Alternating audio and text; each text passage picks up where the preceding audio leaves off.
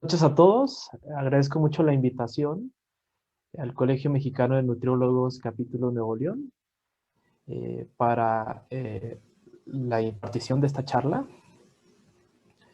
Sabemos que la nutrición enteral es la vía de acceso a elegir en cualquier paciente con incapacidad para la vía oral. Las guías de práctica clínica sugieren que utilicemos fórmulas poliméricas estándar.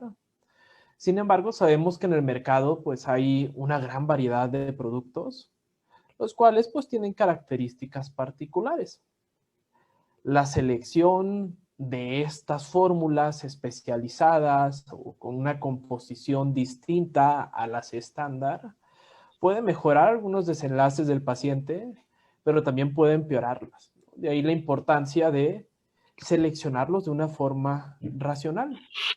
Vamos a platicar en los siguientes minutos acerca de selección de fórmulas de nutrición enteral en un enfoque no centrado únicamente en energía y proteína. Antes de iniciar, es importante mencionar que he recibido honorarios como conferencista para distintas casas farmacéuticas, las cuales no tienen una repercusión en el objetivo de esta sesión educativa. El objetivo de esta plática es analizar la evidencia científica respecto a la presentación y características de la forma de nutrición enteral y su asociación con desenlaces clínicos. Vamos a revisar en los siguientes minutos estos aspectos, estos puntos. Vamos a empezar platicando acerca de generalidades de la nutrición enteral, ¿no? Para aquellos que no están tan empapados en esta modalidad de soporte nutricional. La nutrición enteral se define como la provisión de nutrimentos al tracto gastrointestinal a través de una sonda o de una ostomía. Esta es siempre la primera opción para suministrar nutrimentos, ya que la ausencia de nutrimentos en el tracto gastrointestinal suele ocasionar distintas complicaciones. Tendríamos que recordar que en el intestino tenemos un sistema inmunológico, ¿no? En este caso el tejido linfoide asociado al intestino, el cual pues tiene distintos beneficios o tiene distintas funciones. Una de ellas es evitar la traslocación. La traslocación de microorganismos, de bacterias, de hongos, parásitos, cualquier cosa que ande circulando ahí en la luz intestinal. La ausencia de nutrimentos suele ocasionar una inmunosupresión general, pero también a nivel intestinal. De ahí que el paciente que no recibe nutrición enteral suele tener peores desenlaces, específicamente mayor traslocación de este tipo de moléculas, ¿no? Hay algunos estudios que han evaluado cuál es el beneficio de iniciar de forma temprana la nutrición enteral. Entonces suelen dividir a los pacientes en aquellos que reciben nutrición enteral de forma temprana, es decir, en las primeras 48 horas de estancia hospitalaria, versus aquellos pacientes que lo recibieron de forma tardía, es decir, 48 horas después de haber ingresado. Y justamente estos pacientes, o estos individuos que reciben de forma temprana, tienen una menor mortalidad. ¿Qué tan importante es esa repercusión? 55% menor mortalidad por el simple hecho de iniciar la nutrición enteral lo más rápido posible. Otros beneficios documentados, además de mortalidad, destacan algunos aspectos clínicos, desenlaces clínicos y algunos otros aspectos económicos, ¿no? Este metaanálisis, que incluyó 9 estudios, todos ellos incluían a pacientes que habían sido sometidos a una cirugía gastrointestinal, estaban hospitalizados pero no estaban en estado crítico. El incluir un suplemento de nutrición enteral vía oral disminuyó las complicaciones en un 35% versus los individuos que no recibían ese suplemento. Disminuyó la estancia hospitalaria en un promedio de 2 días y disminuyó los costos asociados a la hospitalización. Otro estudio realizado en Colombia el año pasado documentó que la terapia nutricional enteral en el paciente con desnutrición disminuye los costos hasta en un 36%, además de disminuir las tasas de estancia hospitalaria, el número de readmisiones, las tasas de complicaciones, documentándose que la terapia nutricional, enteral en este caso, es una estrategia costo efectiva para disminuir el riesgo de complicaciones hospitalarias e incrementar las tasas de sobrevivencia. Entonces, hoy en día es indiscutible que la nutrición enteral es en lo primero que debemos de pensar siempre que vamos a un paciente con incapacidad para la vía oral. Los aspectos que han acaparado la atención en los últimos años es qué es lo que debo de infundir a través de la vía enteral, ¿no? Es decir, qué posibles alternativas tengo, ¿no? Y es ahí donde hablamos de fórmulas comerciales, todas esas que vemos en las farmacias, en los supermercados, incluso en comerciales en televisión, las cuales tienen pues, una composición conocida de macronutrimentos y de micronutrimentos, tienen una densidad calórica conocida, tienen un tipo de proteínas con el cual fue formulada. Las ventajas de estas fórmulas comerciales es que, pues si ahí dice que tiene 300 calorías, yo puedo estar seguro que el paciente va a recibir 300 calorías. Hay muchas presentaciones clínicas en nuestro país. La otra alternativa son las dietas artesanales o fórmulas licuadas, de lo cual no hablaremos en esta sesión, pero también han generado mucho debate en los últimos 3 años, ya que se asocia a distintas ventajas, principalmente ventajas en materia de alteraciones gastrointestinales, ¿no? Se asocia principalmente a mejorías en el microbioma intestinal, mejorías en las tasas de vómitos, de estreñimiento, entre otros aspectos, ¿no? La realidad es que las guías de práctica clínica sugieren no utilizar esta estrategia en el paciente hospitalizado. Ojo, aunque en nuestro país es bastante común que centros hospitalarios la utilicen. ¿Por qué? Porque por algunas desventajas. La principal desventaja de esto es la posible colonización de microorganismos y la posible provisión subóptima de nutrimentos al estarlo utilizando en individuos que tienen pues, un incremento en sus necesidades de energía, proteína o cualquier otro macronutrimento. Vamos a enfocarnos en las fórmulas comerciales en los siguientes minutos. Respecto a fórmulas comerciales, hay distintas presentaciones comerciales en nuestro país. Este año está por ingresar al mercado sistemas cerrados. Estamos muy acostumbrados a sistemas abiertos. Sistemas abiertos se refieren a las latas que vemos nosotros en los supermercados, farmacias y demás. Y sistemas cerrados se refiere a una presentación comercial de 1 litro o 500 mililitros que no necesitamos vaciar a una bolsa Enterovac, a diferencia de los sistemas abiertos donde vertimos las latas en una bolsa para tratar de proveer al paciente de una cantidad estipulada de energía y de proteínas. Lo ideal sería seleccionar la fórmula, si es abierto o cerrado, en función del perfil de cada paciente, pero también en función de la evidencia científica documentada al respecto. Una de las desventajas de las fórmulas o sistemas abiertos es que al momento de nosotros vertir las latas en la bolsa Enterovac, tendríamos que hacerlo en un entorno controlado. ¿Por qué? Por el riesgo de contaminación de la fórmula que yo estoy virtiendo. Lo que se sugiere, al menos en las guías nacionales CENETEC, es que si vamos a utilizar esta estrategia, tendríamos que tener controlado el sitio donde se va a hacer la preparación. Y dan algunas recomendaciones. Una de las recomendaciones es brindar capacitación al personal encargado respecto a una técnica séptica estricta para la preparación de la nutrición enteral, prepararlo en un sitio destinado a ello, en ausencia de un lugar de preparación, realizar el vaciado y la reconstitución de fórmulas en polvo, en caso de estarlas utilizando, en una campana de flujo laminar para evitar el contacto con oxígeno.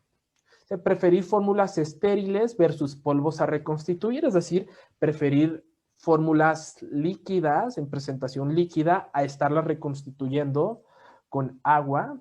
Otra de las recomendaciones que dan estas guías NTEC y las guías de práctica segura para nutrición enteral de la Sociedad Americana de Nutrición Enteral y Parenteral, o ASPEN por sus siglas, es limpiar el área de preparación de fórmulas enterales, así como los utensilios en las que se preparan, jarras, contenedores, licuadoras, entre otros.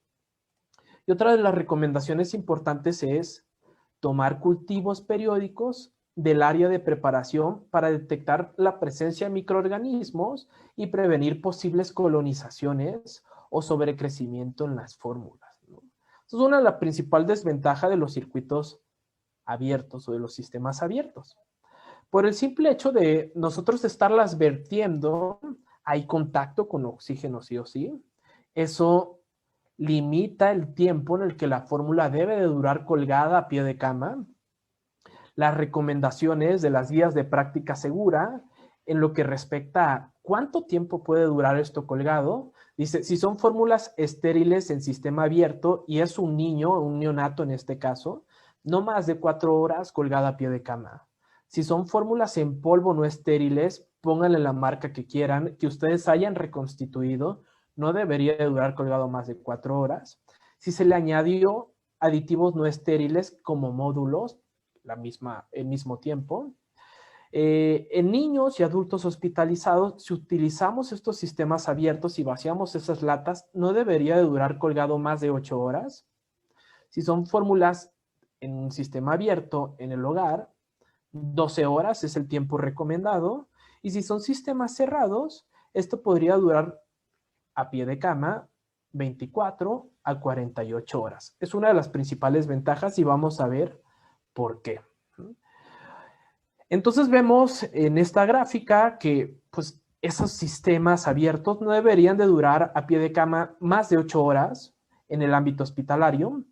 En muchas ocasiones, en los centros hospitalarios se opta por dejar las latas a pie de cama para que el equipo de enfermería las vierta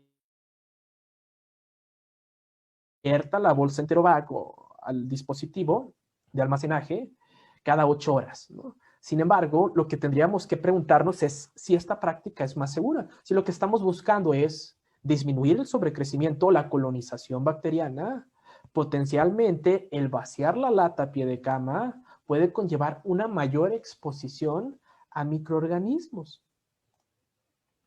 Las diferencias entre ambos sistemas, los sistemas abiertos incrementan la carga de trabajo de enfermería porque entonces 3 veces al día, cada 8 horas, tendría que estar cambiando la bolsa o vertiendo las latas a lo largo del día.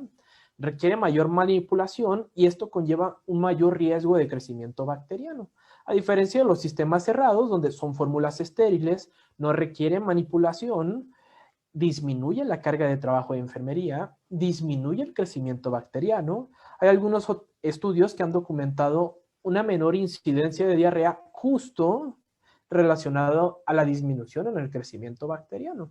Y otra de las ventajas es la mayor provisión de la fórmula. ¿Por qué? Porque entonces no depende que se le esté infundiendo de si se acuerdan de colgar la nueva bolsa o de vertir las latas necesarias en el tiempo que era requerido, ¿no? Entonces, esa es una de las principales ventajas. Mucho de lo que se documenta en la literatura es relacionado a la carga de trabajo. Y es que si bien los sistemas abiertos son más económicos en cuanto al costo por día, $3.8 al menos es lo que documentan en este estudio, versus $4.3 un sistema cerrado, el hecho de requerir de las actividades del equipo de enfermería, es decir, de la carga de trabajo de enfermería, de estarlo conectando cada 3 horas, lo que se documenta es que enfermería destina de su tiempo 12 a 16 minutos aproximadamente al día en conectar y desconectar las bolsas. Esto incrementa los costos. Podemos ver, al menos en estas estimaciones de este estudio, $9.8 es el incremento por la carga de trabajo de enfermería, lo cual, si lo traducimos al mes, lo que se documenta es que el utilizar sistemas cerrados disminuye los costos, documentándose $219 más de gasto en los sistemas abiertos versus los cerrados. Entonces, si nos preguntamos qué es mejor, abierto o cerrado, potencialmente el utilizar sistemas cerrados podría proveer de beneficios al paciente en materia de colonización, de gastos, de recurso de enfermería, de diarrea o de intolerancias, entre otros aspectos, ¿no? Además de la presentación abierto-cerrado, ¿qué otras cosas deberíamos de considerar? Pues, ¿qué presentación es la que voy a utilizar? Porque igual hay abiertos de muchas características, como hay cerrados, también de distintas composiciones nutricionales, ¿no? ¿Qué fórmula seleccionar? Esto va a depender de los requerimientos del paciente, de la función gastrointestinal, del tipo de acceso que tenga, del estatus hídrico, si necesitamos hacer restricción o no, de la condición médica, si puede necesitar más o menos proteína, qué características tienen las fórmulas comerciales que solemos encontrar en nuestro país. Son distintas en tipo y cantidad de proteína, en tipo y cantidad de hidratos de carbono, en si tienen o no tienen fibra, en las fuentes de lípidos, en la adición de aceite de pescado, en la concentración de nutrimentos, entre otros aspectos. Eso es lo que deberíamos de preguntarnos siempre que busquemos cubrir las necesidades de energía y de proteína del paciente. Ok, pero ¿qué pasa con los hidratos de carbono? ¿Qué pasa con los lípidos?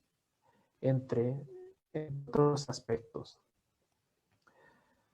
Solemos cometer muchos errores como profesionales de la nutrición, y es que con gran frecuencia en nuestro país solemos prescribir la nutrición enteral basada en lo que la etiqueta dice y no en lo que la evidencia documenta, ¿no? Solemos prescribir, por ejemplo, fórmulas pulmonares, una nutrición enteral basada solamente en fórmulas pulmonares, donde cubrimos perfecto energía, cubrimos perfecto proteína, pero solemos quedarnos cortos en el aporte de hidratos de carbono. Y finalmente, una provisión subóptima de hidratos de carbono pues conlleva una mayor gluconeogénesis, y esto potencialmente pues es más catabolismo o hipoglucemias en algunos casos. En aquellos casos donde utilizamos fórmulas densamente energéticas, proveemos de forma adecuada energía y proteína, pero a veces nos excedemos en hidratos de carbono, y como únicamente nos estamos fijando en energía y proteína, pues no consideramos que esas hiperglucemias, ese incremento en el gasto de insulina rápida en las últimas 24 horas o la hipertrigliceridemia pudiera explicarse por la fórmula que yo estoy seleccionando. O bien cuando utilizamos densamente energéticas, se suele estipular que al nosotros infundir por lo menos 1 litro de fórmula, con ello cubrimos el IDR de la mayoría de las vitaminas y minerales, pero muchas veces con 3 fórmulas densamente energéticas cubrimos el requerimiento del paciente en menos de 700 mililitros. Entonces, le estamos dando realmente al paciente el aporte de vitaminas y minerales. Otros errores que solemos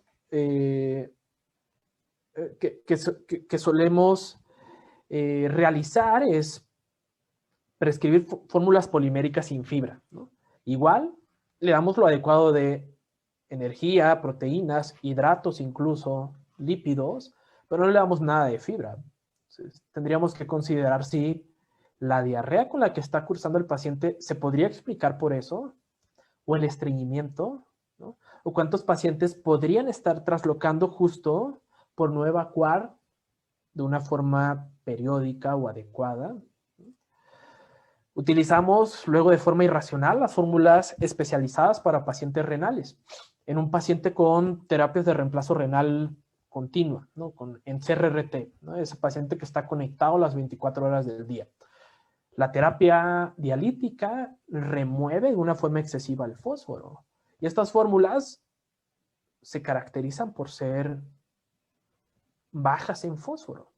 Esa hipofosfatemia del paciente se puede explicar por la terapia nutricional que yo estoy implementando, o cuando utilizamos fórmulas especializadas para paciente oncológico. Están excelentes porque tienen muchas calorías, tienen muchas proteínas, pero también tienen mucho omega 3. ¿Realmente el paciente necesita tanto omega 3? ¿Realmente el aporte elevado de omega 3 puede mejorar los desenlaces o inclusive podría exacerbar una inmunosupresión en aquellos pacientes que están cursando con alguna condición asociada? Entonces, antes de prescribir un producto especializado, pregúntense si ese esquema, si esa prescripción realmente se adecua a todo lo demás que no sea energía y proteína. Y es lo que vamos a revisar en los siguientes minutos. El efecto del producto va más allá de la energía y de los macronutrientes. Hay que informarnos respecto a las fuentes de hidratos, de proteínas y de lípidos de cada presentación comercial. Empezando por las cantidades y fuentes de proteínas, las presentaciones poliméricas generalmente se caracterizan por un aporte normal de proteínas o un aporte elevado, ¿no? Aporte normal es para pacientes que no tienen un incremento en los requerimientos proteicos y altos en proteína para aquellos pacientes que cursan con un incremento. Úlceras por decúbito, pérdidas de proteínas, CRRT, fístulas, quemaduras, entre otros aspectos. Vale la pena que seleccionen productos altos en proteína. ¿Por qué? Porque se ha documentado que el aporte mayor a 0.7 gramos por kilogramo en los primeros 3 días de estancia hospitalaria se asocia a una menor mortalidad. ¿En qué intensidad o con qué magnitud? 17% menor mortalidad en pacientes que reciben cantidades mayores a 0.7. La selección de fórmulas hiperproteicas vale la pena en el sentido que permiten cubrir las demandas o las metas proteicas en un tiempo más corto. En este estudio realizado en pacientes con obesidad en estado crítico, la utilización de una fórmula hiperproteica 8 gramos por cada 100 mililitros versus a una normoproteica que aportaba 5 gramos por cada 100 calorías, se asoció a una mayor provisión proteica y a una mayor, un mayor porcentaje de pacientes que cumplían la meta proteica. En este caso es 60% de los pacientes con esta dieta hiperproteica lograban cubrir este 1.2 gramos por kilogramo que sugiere la Sociedad Americana en los primeros 5 días versus 30% de los pacientes lograban cubrir ese 1.2%, ese 1.2 gramos por kilogramo en esos primeros 5 días de estancia hospitalaria. En este otro estudio publicado en el último mes, utilizaron una fórmula de 63 gramos por litro normoproteica y una fórmula hiperproteica de 100 gramos por litro. Y lo que documentan estos autores australianos es que el utilizar una fórmula hiperproteica permite proveer una mayor cantidad de energía y de proteína al paciente. En este caso, los pacientes recibían 1.5 gramos por kilogramo al utilizar esa fórmula hiperproteica versus 0.9 gramos por kilogramo al utilizar una fórmula pues, normoproteica o baja en proteína. Vale la pena entonces el utilizar fórmulas que aporten una mayor cantidad de proteína, pero no enfocarnos solamente en la cantidad, sino en cuál es la fuente que utiliza el producto. Y esto porque hay una diferencia importante entre las proteínas vegetales y las proteínas de origen animal, como leche o huevo. Esto porque hay diferencias en la utilización, en la digestibilidad y en la tolerancia. Hay algunos estudios que documentan una mayor biodisponibilidad y una mayor síntesis muscular en aquellos individuos que reciben fuentes de suero de leche. Las proteínas vegetales son las que suelen utilizar la mayoría de los productos y esto por un menor costo y por tener una buena tolerancia. Sin embargo, tendríamos que tomar esa decisión en función de las propiedades de digestibilidad, la cual se define como el nitrógeno absorbido del nitrógeno ingerido Vemos que en digestibilidad, pues todos aparentemente tienen un muy buen porcentaje, muy cercano al 100%. Sin embargo, en utilización neta proteica, la cual se define como el nitrógeno retenido del nitrógeno ingerido, vemos que son superiores las fuentes de suero y de huevo, y en lo que respecta al valor biológico, el cual se define como el nitrógeno retenido del nitrógeno absorbido, es decir, de lo que se absorbió, realmente cuánto se utilizó para fines metabólicos. Vemos que son muy superiores las fuentes de suero y de huevo. Entonces, aunque dos pacientes reciban las mismas cantidades de soya versus suero, no esperaríamos que el beneficio sea el mismo, ¿no? Aunque las cantidades que le estamos aportando, esos 100 gramos, por poner el ejemplo, sean similares en las dos fórmulas.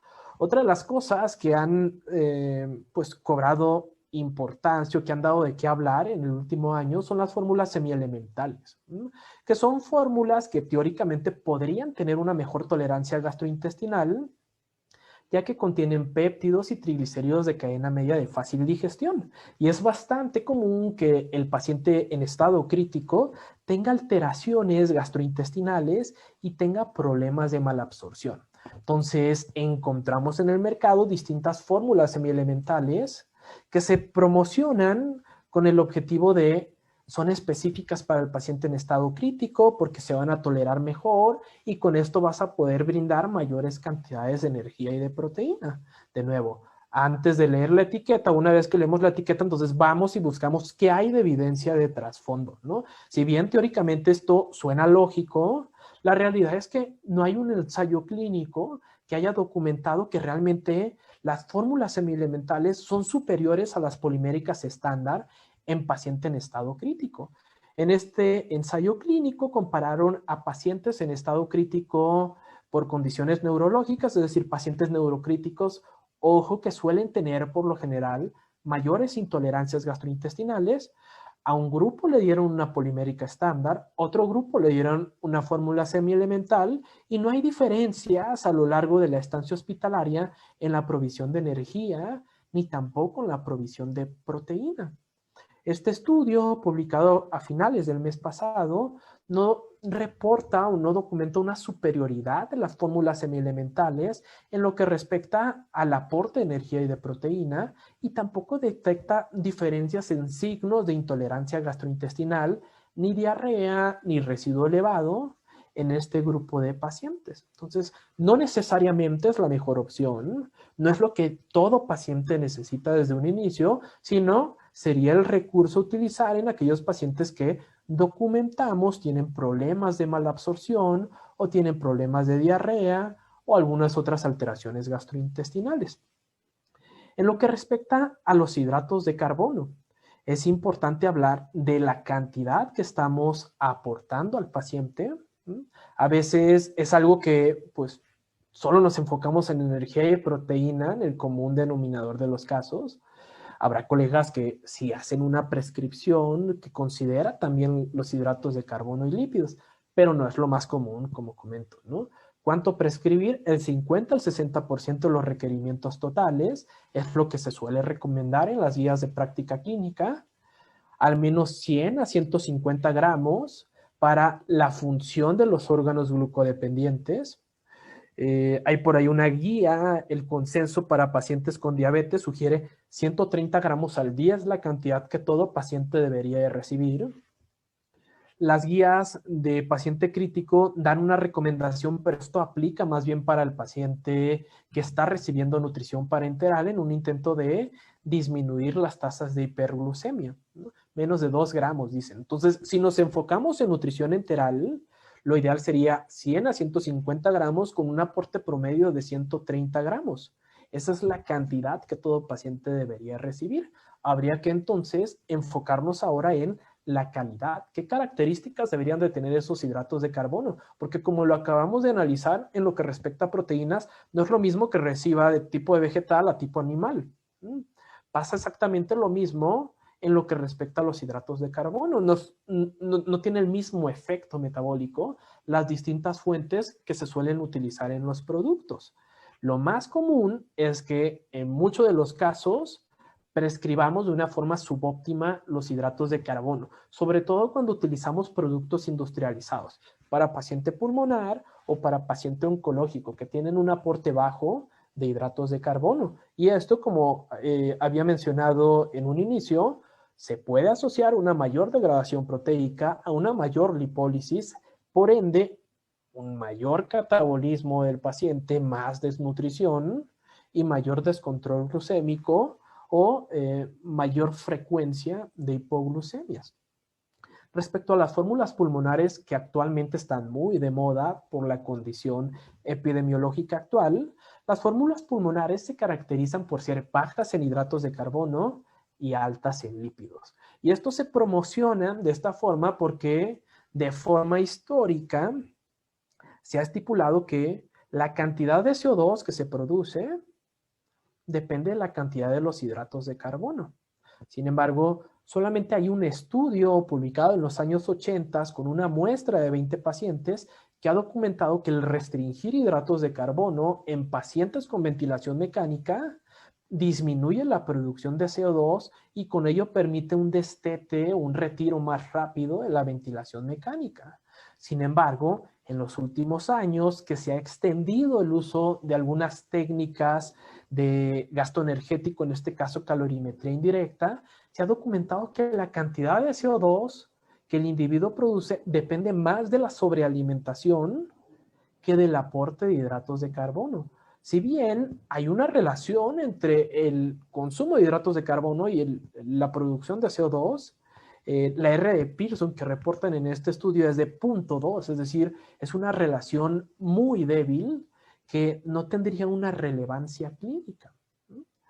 Lo que sí se ha documentado en los últimos metaanálisis es que el utilizar fórmulas bajas en hidratos de carbono podría, ojo, no hay una contundencia clínica o no hay una contundencia estadística que respalde esto, podría disminuir los días de ventilación mecánica y mejorar también el control glucémico. Sin embargo, esto no significa que todo paciente con ventilación mecánica deba de recibir una fórmula especializada para paciente pulmonar, ya que no tiene un efecto ni en mortalidad, ni en tasas de infecciones, ni en estancia hospitalaria. Entonces, ojo al momento de seleccionar este tipo de productos.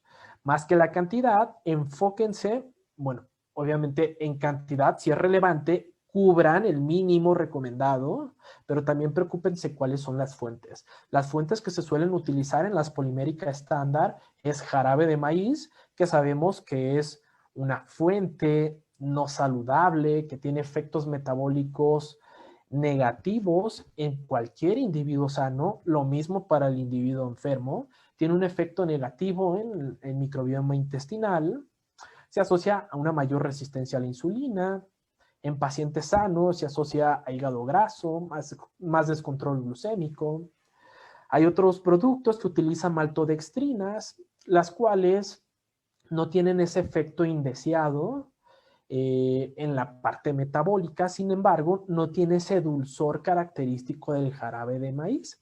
Entonces, es un producto que no se suele incluir de forma tan frecuente como si se incluye el jarabe de maíz de alta fructosa. Y tenemos las fórmulas especializadas para el paciente con hiperglucemia, estas que se comercializan como especializadas para diabetes o estrés metabólico, hiperglucemia de estrés. Estas se caracterizan por tener un menor aporte de hidratos de carbono y modificar la composición. Suelen incluir almidones, maltodextrinas modificadas, fructosa, además de añadirles fibra y ácidos grasos monoinsaturados. ¿Vale la pena utilizar esto? Lo que sugiere el consenso publicado en el 2017 de la Sociedad Europea de Nutrición Clínica y Metabolismo es utilizarla en pacientes con diabetes o bien en pacientes con obesidad y que tienen diabetes. Eso sería la población a la que se dirigen este tipo de productos. Hay ya va bastante literatura al respecto. El último metaanálisis publicado el año pasado por este grupo de investigadores españoles, tras analizar 18 ensayos clínicos distintos, documentan mejorías en lo que respecta a glucosa, a hemoglobina glucosilada, es decir, control glucémico, a la cantidad de insulina que el paciente requiere y a triglicéridos. Pero ojo, esto no es específico del paciente crítico, ¿no? Es decir, ellos analizaron estudios que hayan comparado una fórmula polimérica estándar versus especializada diabetes en distintos grupos poblacionales. Hay algunos ensayos clínicos realizados en población en estado crítico. En este estudio documentan una menor mortalidad en pacientes críticos que recibieron fórmula especializada de forma exclusiva, menos de uso de insulina y menores costos muy relacionadas justo al uso de insulina, más estancia hospitalaria, descontrol glucémico, entre otros aspectos. Entonces, aparentemente, valdría la pena la utilización de estas fórmulas especializadas en individuos con diabetes y obesidad en estado crítico, en este caso. ¿No? En lo que respecta a la fibra dietética, ¿no? Sabemos que no todas las fórmulas tienen fibra. Hay algunas presentaciones comerciales que incluyen fibra insoluble con mezclas de fibra soluble, ¿no? La mayoría incluyen soya, goma guari, y hay algunas presentaciones comerciales en nuestro país que incluye inulina de agave.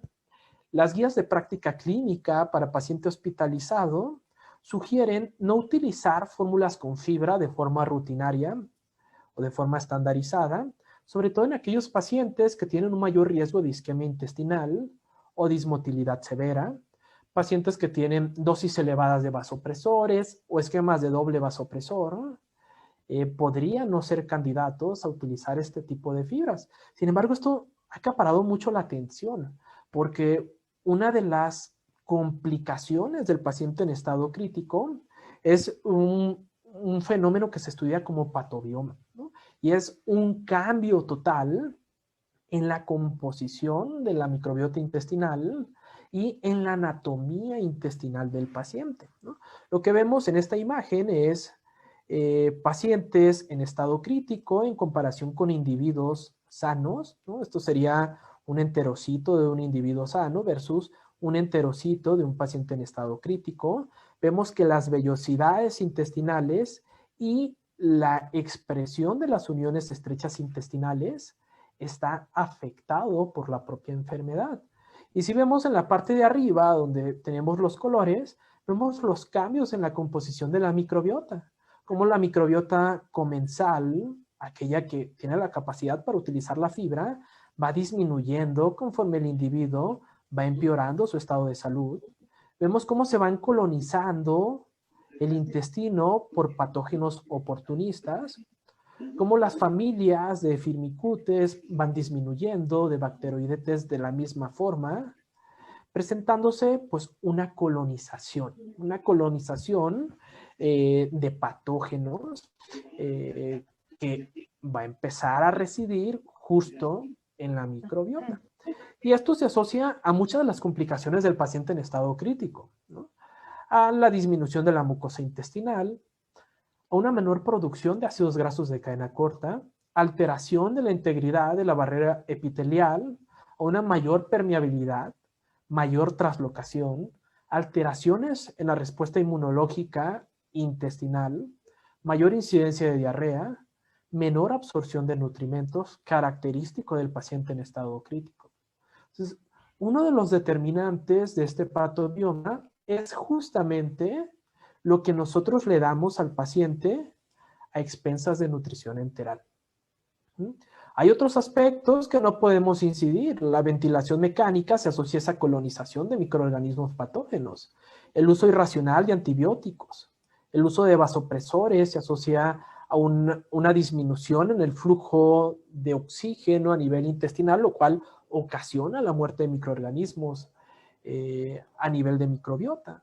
El uso de inhibidores de bomba de protones, de opioides, entre otros. Pero esto, que es lo que a nosotros nos compete, puede influir en la severidad de ese patobioma. ¿De qué depende? Además de los componentes nutricionales, de la cantidad de fibra que el paciente recibe. Y esto porque la fibra permite el mantenimiento de la homeostasis de la microbiota, permite que permanezcan o se preserven esas bacterias comensales.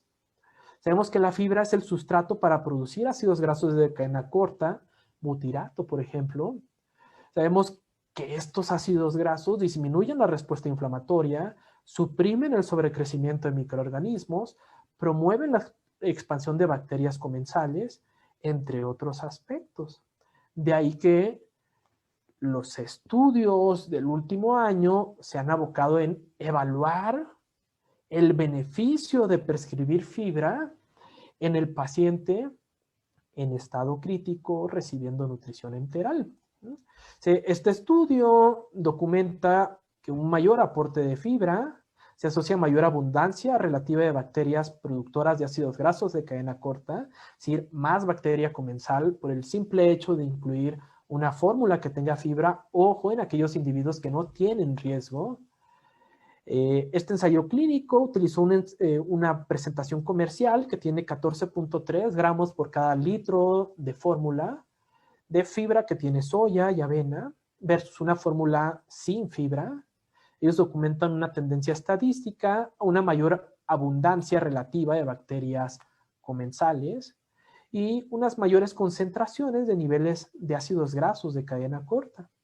Este estudio en pacientes con pancreatitis, una fórmula que incluía 20 gramos al día de fibra polidextrosa, ellos documentan menor translocación intestinal, ellos lo midieron con endotoxina y péptido vasoactivo intestinal, pero también documentan una menor incidencia de intolerancia, definida como distensión, diarrea y estreñimiento. Entonces, vale la pena que ustedes al momento de prescribir se pregunten, ¿este paciente debería recibir mayores cantidades de fibra? O al prescribir una fórmula libre de fibra, podría estarle brindando mejores beneficios.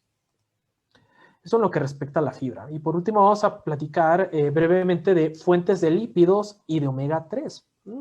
Sabemos que por excelencia que los aceites que solemos utilizar para cocinar no tienen el mismo efecto metabólico tras su consumo, ¿no? Sabemos que hay algunos aceites que son proinflamatorios, que hay algunos que son de naturaleza antiinflamatoria y antioxidante. Esto depende mucho del perfil de ácidos grasos que tiene cada producto, cada aceite vegetal o cada presentación comercial. La realidad es que hay muy pocos estudios que hayan evaluado el impacto de distintas fuentes de lípidos en nutrición enteral, ¿no? Ahorita les voy a presentar solamente los beneficios que se han documentado con emulsiones lipídicas de tipo parenteral, pero podríamos darnos una idea de cuál es el impacto que tienen en el organismo, ¿no? En lo que respecta a composición de ácidos grasos, ¿no? Vemos, por ejemplo, que el aceite de soya tiene principalmente ácidos grasos N6 y monoinsaturados, a diferencia de aquellos que son aceite de pescado, por ejemplo, tienen una menor proporción de N6, o bien aquellos que tienen una combinación de aceite de oliva y aceite de soya, que tiene más que solamente el aceite de pescado, pero que no tienen un efecto deleterio en el organismo.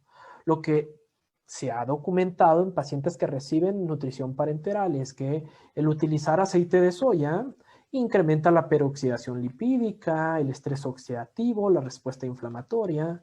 Lo mismo con el uso de triglicéridos de cadena media, que también son susceptibles a peroxidación, a diferencia del aceite de oliva, que no es susceptible a peroxidación, o aquellas fuentes que aportan aceite de pescado, es decir, mezclas que aportan aceite de pescado, el cual podría tener un beneficio inmunomodulador. Tendríamos que preguntarnos en ese sentido, la fórmula enteral que yo estoy seleccionando, ¿de dónde vienen los lípidos? ¿Es aceite de soya o de maíz, que es lo más común, ¿no? Que comparten las mismas características de composición de ácidos grasos? ¿O son de aceite de olivo e incorporan un poco de aceite de pescado?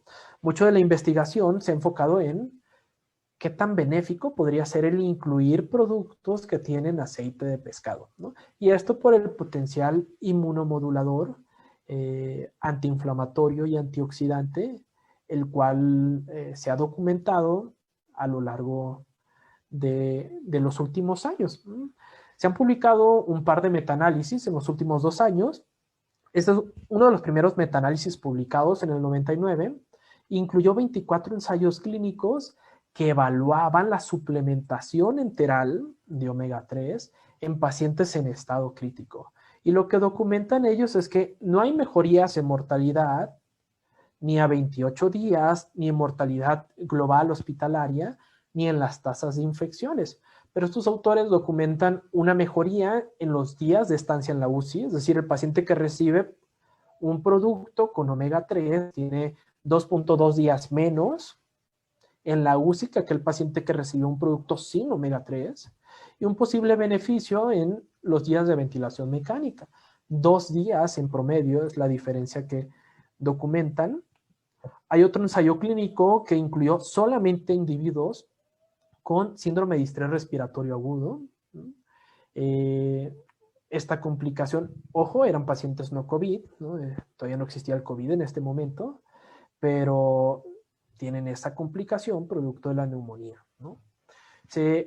La utilización de productos de nutrición enteral con omega 3 disminuyó el índice de PAFI, incrementó, perdón, el índice de PAFI, es decir, hay una mejor capacidad de oxigenación, incrementó la presión arterial de oxígeno, disminuyó los días de ventilación mecánica, entre otras ventajas documentadas. Entonces, aparentemente podría ser una buena idea en el paciente que tiene ventilación mecánica invasiva.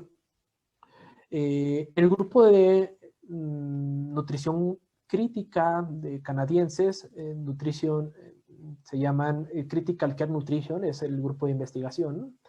Cada determinado tiempo actualiza revisiones sistemáticas de temas en específicos.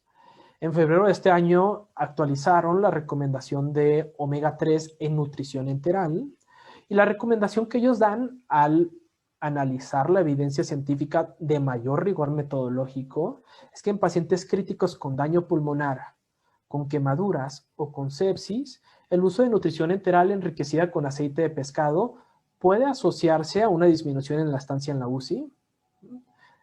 No hay una contundencia estadística. Puede tener un posible efecto en la duración de la ventilación mecánica, pero no tiene un efecto en la mortalidad, ni en las tasas de infecciones, ni en la tasa hospitalaria, en las tasas de estancia hospitalaria, conforme se habían publicado en los 2 metaanálisis previos. Entonces, aparentemente podría ser una buena idea al disminuir la estancia en la UCI y disminuir los días de ventilación mecánica. Sin embargo, lo que tendríamos que preguntarnos es, ¿lo que estoy aportando realmente es lo que el paciente necesita? Y esto porque muchas veces podemos utilizar 6 latas de tal producto con un aporte total al día de 12 gramos de EPA y DHA, ¿no? Lo que han utilizado en los estudios, al menos los que se incluyeron en la revisión del 2019, es máximo 9.8 gramos al día.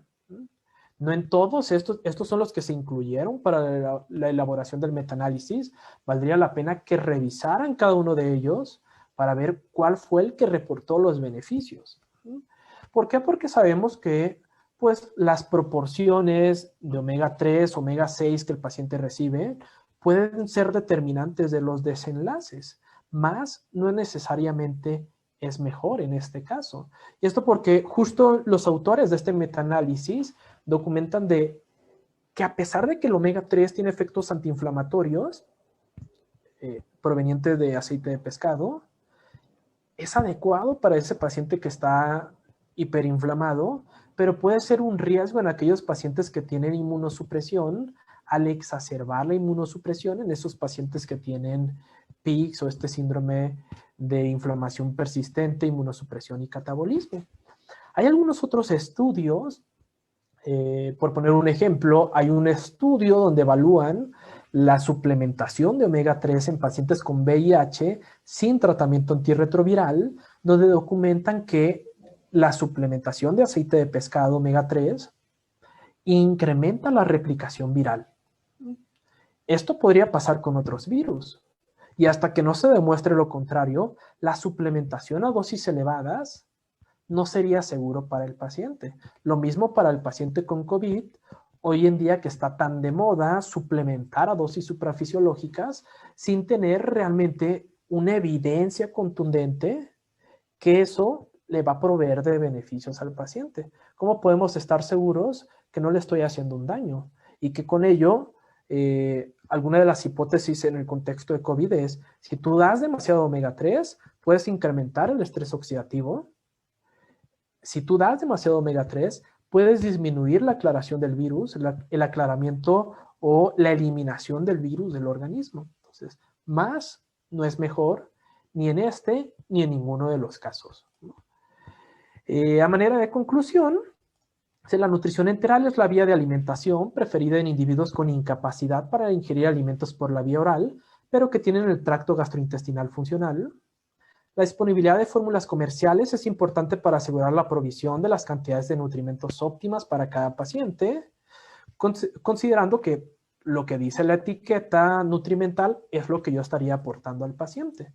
Los sistemas cerrados podrían ser una mejor opción al asociarse a menos riesgo de contaminación, de colonización bacteriana, de diarreas y menor gasto en recurso humano. El efecto del producto enteral va más allá del aporte de energía y de macronutrimentos. Es esencial el informarnos como profesionales de la nutrición respecto a las fuentes de hidratos, a las fuentes de proteínas y a los lípidos de cada presentación comercial. Por último, recordar siempre que tratamos pacientes, no enfermedades. La utilidad de las fórmulas especializadas, la realidad es que es muy limitada, ¿no? Entonces, no seleccionen los productos en función de lo que dice la etiqueta comercial, sino la nutrimental. Conozcan a sus pacientes, investiguen qué es lo que necesitan y prescriban una terapia nutricional óptima, no tantas cantidades de latas de tal producto especializado. Muchas gracias por su atención. Espero que haya sido de utilidad la información presentada.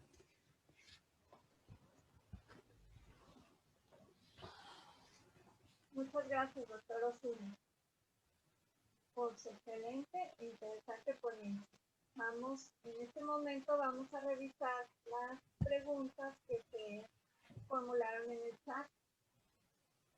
Igualmente, al terminar de leer las preguntas y que el doctor Osuna las conteste, podemos, si alguien quiere abrir su micrófono para hacer una pregunta, también lo podrá hacer.